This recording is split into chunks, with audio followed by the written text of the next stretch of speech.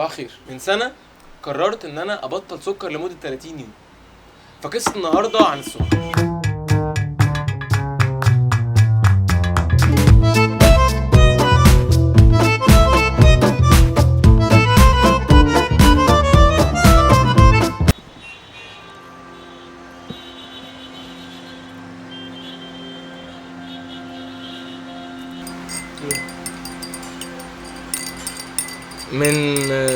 من سنة بالظبط انا كنت بشرب الشاي، بحط على الكوبايه الواحده 4 معالق سكر. ممكن اشرب 3 كوبايات شاي. لو حد جالي وقال لي ان انا هيجي اليوم اللي اشرب فيه الحاجات دي من غير سكر، استحاله اصدقه، لان انا شخص كنت بحب السكر جدا وكنت بستطعم الحاجه السكر بشكل اوفر قوي، لحد ما شفت فيديو بيتكلم ان ايه اللي ممكن يحصل لو انت بطلت سكر لمده 30 يوم. بعد ما عملت سيرش على الحاجات اللي بتتعلق بالسكر، اكتشفت قد ايه السكر بيعمل كوارث في الجسم وبيسبب حاجات كتير قوي كنت بحس بيها، زي مثلا ان انا كنت دايما بخلص اكل ببقى حاسس ان انا تقلان جدا، عندي ارق طول الوقت، ما بعرفش انام بالليل كويس، بصحى وكاني ما نمتش، حركتي تقيله، كل الحاجات دي اكتشفت ان هي سببها السكر.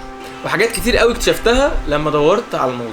من الحاجات بقى اللطيفه ان انا وانا بعمل ده كنت بتكلم مع صاحبي ان احنا نبدا نبطل موضوع السكر ده، فاتفقنا ان احنا نبطله سوا. لقيت ان هو كمان عايز يعمل ده بالصدفه جدا، وما كناش متفقين ان احنا نعمل ده سوا.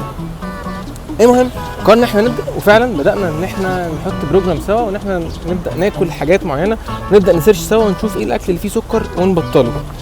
وفعلا بدانا، ولكن طه للاسف خرج بره السباق بعد 10 ايام. عندنا في البيت شغال مكرونه، ده رشه جبنه رومي مبشوره. كلت اقول لك خالتي كانت مسافره، حلو، وهي مسافره قالت لي هناكل مع بعض وبتاع، وانا بوصلها المطار ولقيتها جايبه بتاع علبه كبيره كده فيها حاجات سنزونات وبتاع، فيها عيش. المهم ان هو خرج. لا ايه يا خالتي، هو خرج بره السباق يا عم خالتي، وانا قلت لا وكملت. بس هو بصراحه عشان ابقى متفق، يعني هو فعلا الموضوع كان صعب يعني، وانا مش فاهم ليه اول ما انا بطلت سكر، او انا اول ما قلت ان انا بطلت سكر، فجاه الحلويات دخلت بيتنا، وفجاه امي ما كانت مثلا بتكسل تعمل حاجه، فجاه اول يوم حرفيا بطلت فيه سكر عملت جلد. يعني حكيت لك تعمل حاجه زي كده. ففعلا الموضوع صعب ومحتاج عزيمه واراده، مش اي حد يعمل ده. لكن بدأ بقى يظهر شويه ردود افعال واسئله من الناس اللي حواليك: ليه تبطل سكر؟ انت مش تخين، ليه ممكن تعمل دايت؟ طب انت جالك السكر، طب هل اسئله كتير قوي بسالك ليه انت ممكن تعمل حاجه زي كده. ولكن السؤال الاغرب والاعظم من وجهه نظري هو: لو انت بطلت سكر وجالك هبوط، هبط تحصل اي حد، ايه اللي ممكن يحصل؟ او تاخد ايه في العادي لما بتهبط؟ بتعمل كوبايه ميه بسكر وشكرا وتمام. في الحاله دي انت ممكن تعمل ايه؟ انا مش عايز اخش في تفاصيل طبيه بقى وعلميه وحاجات كده، يعني حاسس ان اسيب دوت لحد فاهم اكتر في ده يتكلم. ولكن باختصار، انا مش مبطل سكر 100%. انا ما قطعتش كونسبت السكر من جسمي. انا كل اللي عملته ان انا بطلت اخد السكريات الصناعيه، بطلت احط سكر على الشاي والقهوه وكل الحاجات دي. طيب ايه الفرق اصلا ما بين السكر الصناعي وما بين السكر اللي فاكهه او السكر الطبيعي؟ السكر الصناعي ده هو سكر عباره عن كالوريز فقط، سعرات حراريه فقط بتخش جسمك، وغالبا جسمك ما بيكونش محتاج كل السعرات دي. السكر الطبيعي بيكون عباره عن سعرات حراريه والياف وفيتامينات وحاجات كتير قوي بتفيد الجسم. لما كنت بقرا عن الموضوع لقيت ان انت في اول اسبوع ليك وانت هتبطل سكر، ان الموضوع فعلا هيبقى زي انك بتبطل ادمان المخدرات.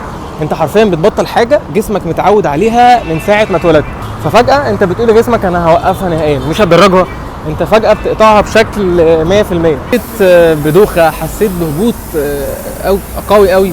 لما كنت بمشي مشوار كنت بتعب، دايما عرقان، دايما بنهج. الموضوع كان صعب قوي، لغايه ما انا وصلت ليفل ان انا حسيت ان انا محتاج ارجع تاني. خلاص انا مش قادر، انا هوقف الموضوع ده. ولكن بعد اسبوع اتعودت، الموضوع بقى الطف. واللي شجعني اكتر ان انا بعد الاسبوع التاني فجاه لقيت نفسي وزني نزل 5 كيلو.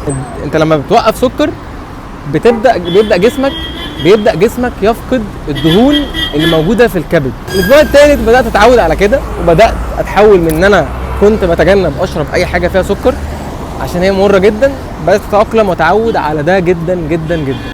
بدات احس بطعم الشاي، بدات احس بطعم القهوه اللي انا لو كنت شربتها مظبوط مش زياده كان ممكن ما اكملهاش، بقيت بشربها ساده وانا مبسوط وسعيد والدنيا حلوه جدا. الفاكهه بقت مسكره بزياده، الخضروات بقت مسكره، بقت بتستعمل السكر اللي فيها. قطع السكر نهائيا في الجسم دي حاجه اسمها كيتو مالناش دعوه بيها ومش هنتكلم عنها، ولكن اللي انا كنت بعمله ان انا ابطل ادخل جسمي حاجات مضره.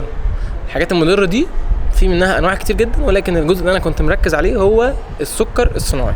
السكر ده موجود في اغلب الصوصات، اغلب الحلويات، موجود في كل الحلويات، موجود في حاجات كتير قوي في السوبر ماركت. هل انا جاي اقول لك بعد ال 30 يوم دول انا بطلت سكر نهائيا خلاص حياتي ماشيه من غير سكر؟ لا، انا كل اللي انا طلعت بيه من التجربه دي ان انا ما بقتش اكل اي حاجه وخلاص، بقيت باكل الحاجه اللي انا فعلا نفسي رايحه لها. بس لما بعك عشان انا عارف ان انا بعك وانا تمام، مش متضايق، لان فعلا اسوأ حاجه ان انت تكون بتعك في اكلك وانت مش عارف ان ده عك، بتعك عمال بطل تاكل اي حاجه وحرفيا بترمل. نقدر نقول ان ده ديتوكس بتنقي فيه جسمك ودمك من كل السموم اللي فيه.